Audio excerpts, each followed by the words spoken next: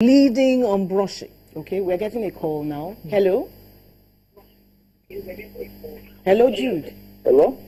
What's your question, Jude? Good afternoon. Good afternoon. Please, I wanted to know how many months should anybody go to dentist to check the teeth? Could you say that again?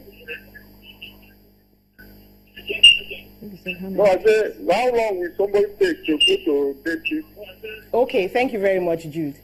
How often should you visit the dentist is what he's asking. Yes. Ideally, one should visit the dentist twice a year. That's the World Health Organization's recommended visitation. But of course, if there's a But problem... if you cannot afford it, and if there's a problem, you do visit a dentist. And we find that a lot of Nigerians only visit the dentist when they have pain. That's correct. And only when they have. That is but so there true. needs to be a checkup when there is no pain, because you cannot clean out all the plaque in your mouth.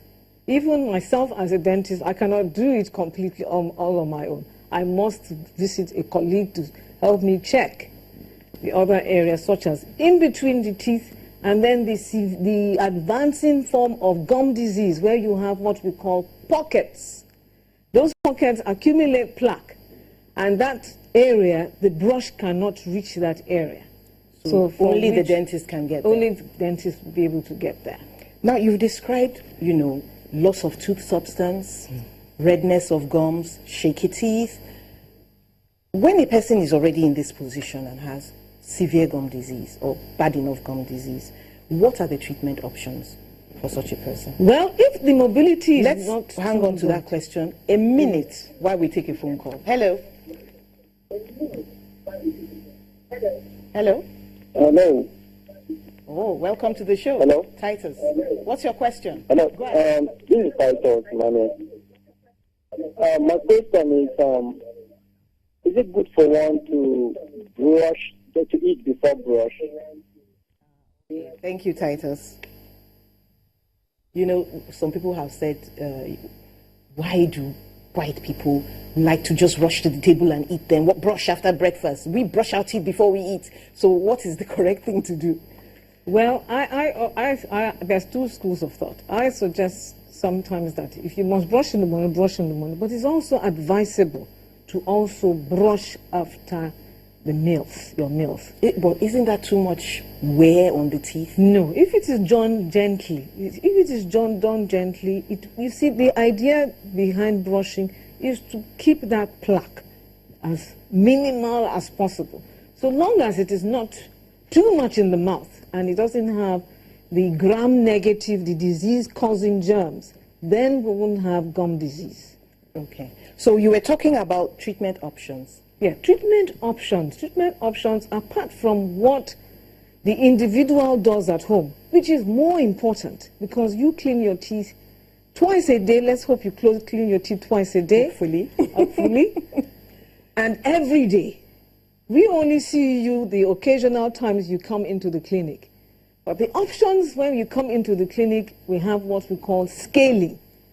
And scaling essentially is to remove the hardened plaque, the hardened germs that accumulate on the teeth, because those tend to help to retain the soft plaque, which is the one that is actually causing the disease. Okay. So we need to remove that hardened plaque, which is what is referred to as calculus. Okay. In layman's terms, they call it tartar.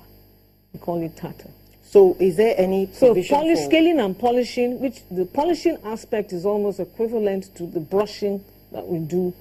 If there is no tartar on the teeth, all the hygienist or the dentist will do is just do a polishing, which is similar to the brushing. Do you sometimes have to do surgery? Yes, there are times to close up spaces, tighten spaces. Oh yes, there are times when that pocket is very deep. There are times we need to do surgery to give us access to be able to clean around those teeth and remove this plaque, and as well as the calculus present on the teeth surfaces. Now, I wanted to ask, what's the relationship between systemic diseases and gum disease? Does Gum- gum disease cause it, or does systemic disease cause gum disease, or both ways? Yes. Well, with gum diseases, more recently have been associated. They have not been said to cause other systemic conditions. However, there are some medical conditions that you see gum diseases much more in their severe form, and even much more readily in such conditions. Conditions such as diabetes mellitus, you see them coming with abscesses around the gums, and then mobile teeth, and then these deepened pockets. But otherwise, good brushing, and you're free from gum disease. Well, good brushing as well as also visiting the dentist. So 3 things essentially in prevention of gum disease. Okay, we're going to have to close now. You've heard it all from the doctor. Brush well, visit your dentist, and if you have a problem, floss. make sure you go and floss. Thanks for being with us. We'll see you next week. I'm Mary Alale Yusuf.